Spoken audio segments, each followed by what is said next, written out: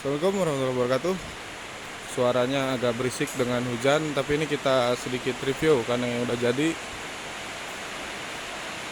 Pasang apa, Mas?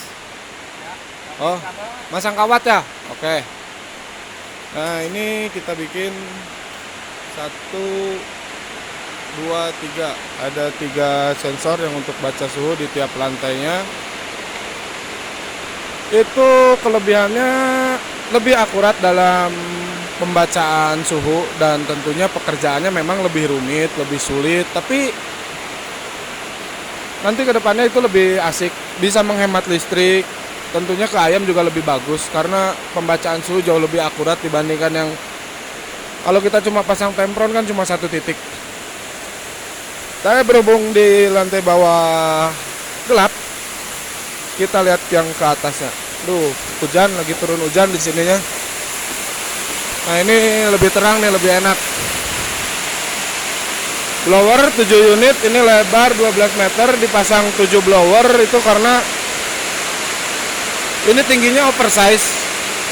Ya harusnya sih 6 sudah bisa, cuma kita jaga-jaga takutnya overhead nanti di saat ayam gede, jadi kita siagakan satu blower itu.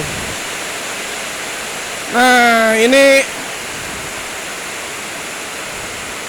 panel, jadi ini kaitan ini kan control box namanya, kontrol panel. Tugasnya yang ini adalah untuk mengontrol infrared dan blower. Jadi otaknya untuk mengontrol blower dan infrared, tapi blower nggak semua di sini.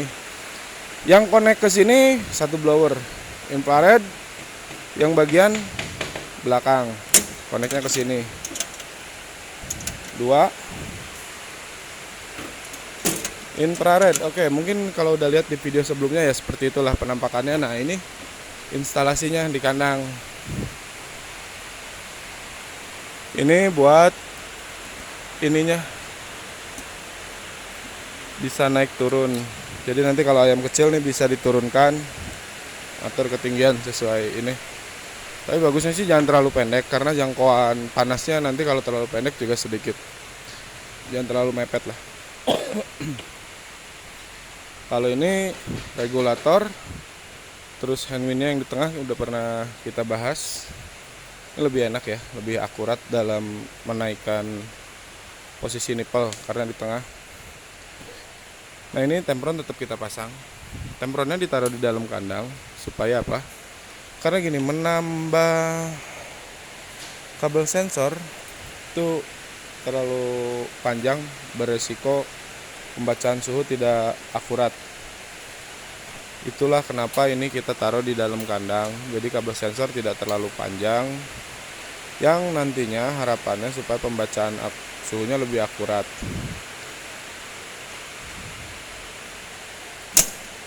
Ini hampir sama dengan box yang ini,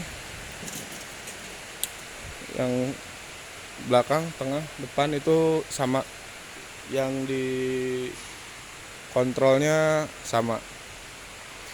Jadi kelebihan di kandang ini adalah kita punya controller yang umumnya orang pakai, cuma bug atau kekurangan daripada ini si tempron kita sempurnakan di sini. 1, 2, 3 titik. Jadi dengan ada 3 control box ini berarti tambahan 3 titik sensor, which is itu jauh lebih akurat dalam pembacaan suhu. Ya pokoknya segalanya lebih akurat walaupun pekerjaannya lebih ribet. Karena apa?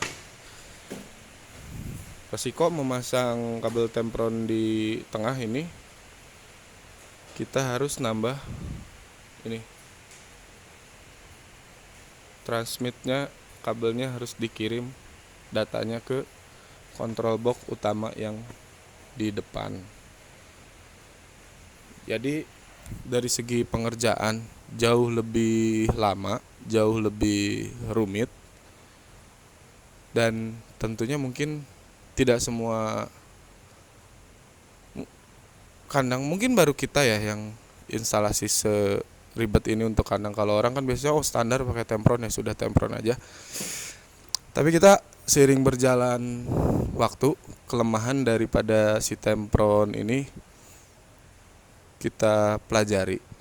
Nah, di kandang-kandang yang lalu gitu, ini kan perdana, yang ini tuh perdana sekali dengan settingan seperti ini.